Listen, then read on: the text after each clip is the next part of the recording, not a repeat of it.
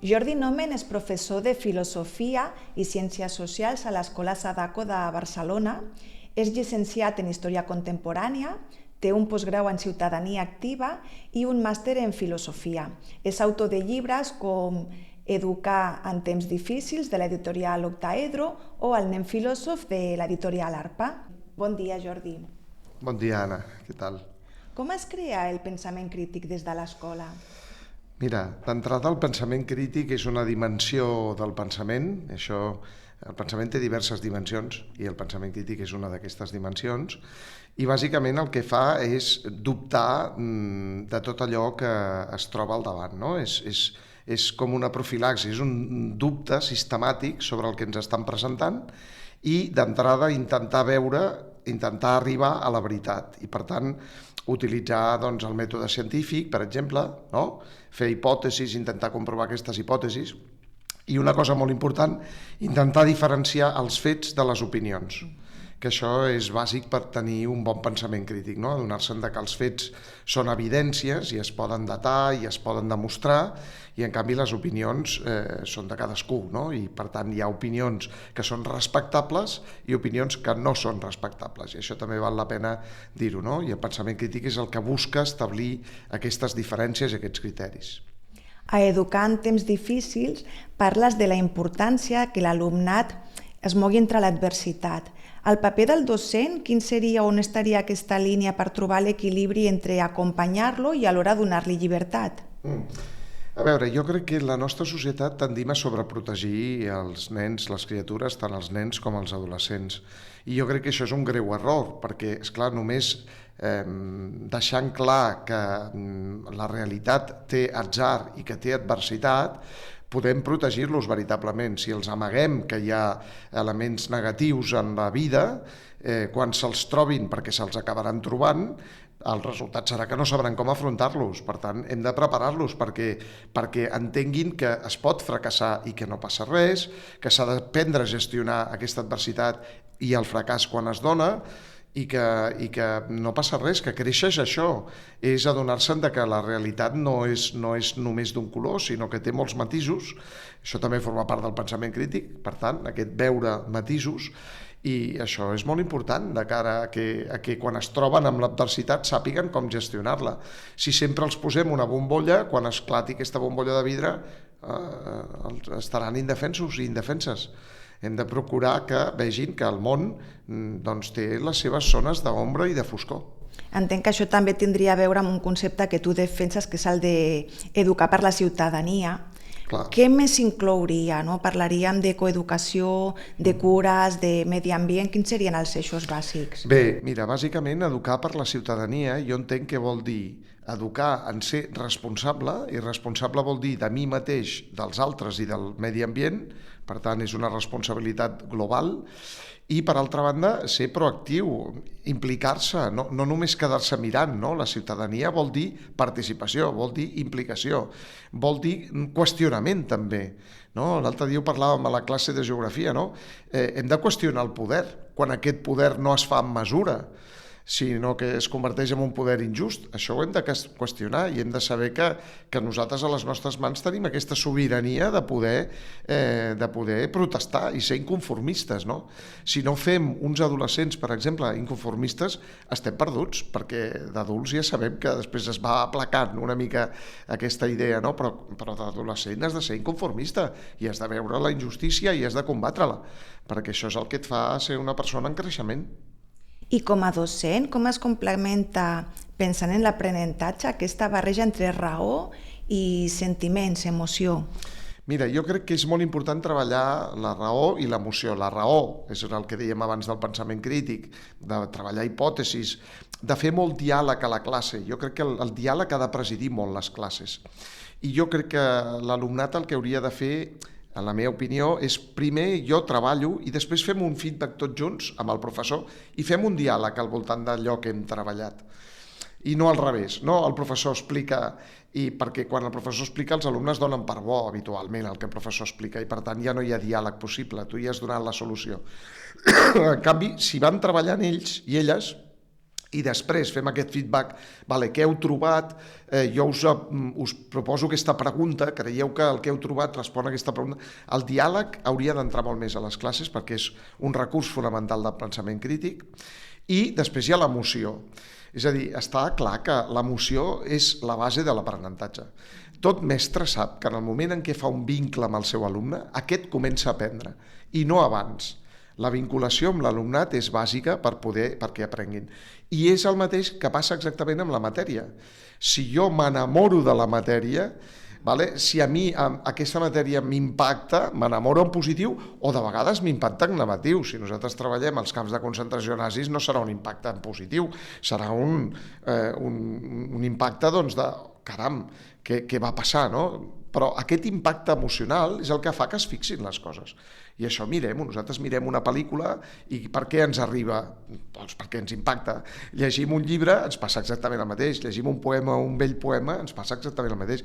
L'emoció és el vehicle de l'aprenentatge, tant per la vinculació amb el mestre com per la vinculació amb la matèria. Per tant, hem de lograr. I com ho podríem fer això? Doncs, per exemple, convidant testimonis a les aules, per exemple, crec que és una cosa molt interessant, convidar testimonis.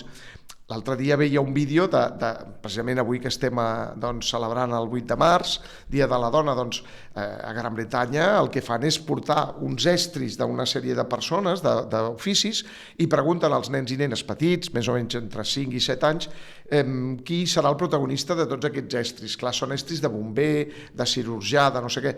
Què fan els nens? Lògic, és un bomber molt alt, molt fort, molt no sé què. Llavors conviden a venir a la bombera, la cirurgiana, la no sé què. I clar, això és molt bo perquè les criatures estan creant el seu estereotip de gènere. I si en aquell moment veuen, on hi ha? Doncs hi ha una senyora que és bombera, i hi ha una senyora que és cirurgiana, això trenca, o que és capitana d'avió, per exemple, no? Que és un altre dels rols que apareixen. Jo crec que això ho hem de fer molt. Hem d'anar als museus que estiguin ben museïtzats, perquè si són museus on hi ha cartes de la gent explicant què se sentia en el front de guerra de l'Ebre, que no sé què, tot això ens arriba, i tot això és el que fa que realment l'alumnat aprengui i que ho fixi això, i que això sigui... Llavors, jo en aquest sentit crec que és molt important aconseguir, i difícil, fer plorar l'alumnat, però entengueu-me, en el bon sentit de plorar, no de pena, sinó de commoure's, de dir, caram, aquesta gent que van ser bombardejats a l'any 37 a Barcelona, que malament ho devien passar, no? I això impacta i és un aprenentatge imborrable, inesborrable, i en canvi l'aprenentatge que només és de raó també s'aprèn, però jo crec que l'altre és de molta més qualitat i per tant els mestres hem de tirar cap aquí. La memòria tira més cap a l'emoció, suposo, no? La memòria va cap a l'emoció, molt més que cap a la raó, i això no vol dir que traiem la raó, crec que la raó és fonamental per entendre. I en l'aprenentatge, avui dia, quin paper juguen les xarxes socials?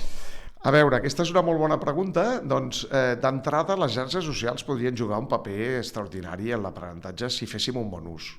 El problema és que un adolescent no té maduresa, no sap controlar-se moltes vegades, les seves emocions es desborden i aleshores les xarxes socials mal emprades, que és el problema que hi ha amb les xarxes socials que no s'utilitzen bé, doncs poden provocar molts problemes, no? I de fet estem veient nens i nenes i noies i nois que cada vegada dormen menys perquè es deixen el mòbil al costat de la tauleta de nit i llavors estan fins les tantes consultant les xarxes.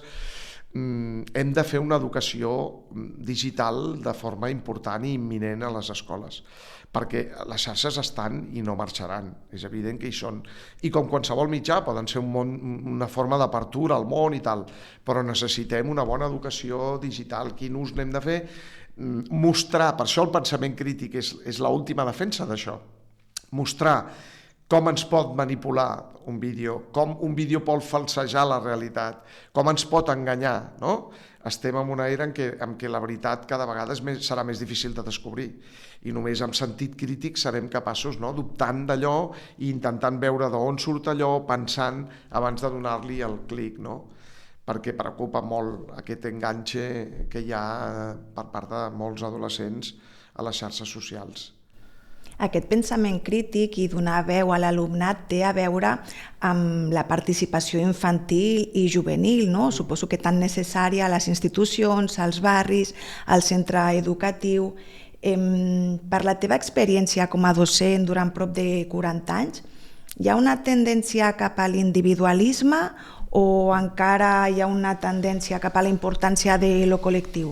No, hi ha una tendència a l'individualisme social clarament establerta, vull dir, l'economia liberal ens porta a pensar que l'individu i la seva llibertat absoluta està per sobre de tot, i per tant això d'alguna manera fa que els valors col·lectius, sobretot la idea de bé comú, que és una idea que s'ha perdut absolutament en la història, i en canvi nosaltres ho treballem molt a la classe, no?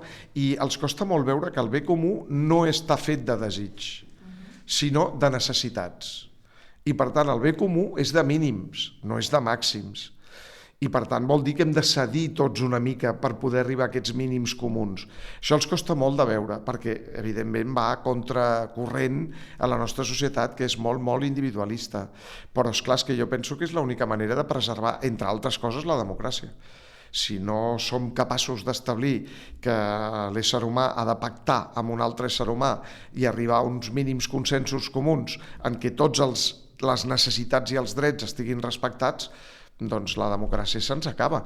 I de fet el món, malauradament, ens està demostrant que això és així, no?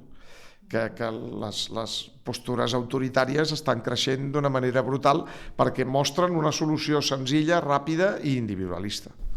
Venen temps difícils per l'educació. Venen temps difícils per l'educació, però jo crec que aquests temps difícils els hem d'abordar de manera adequada.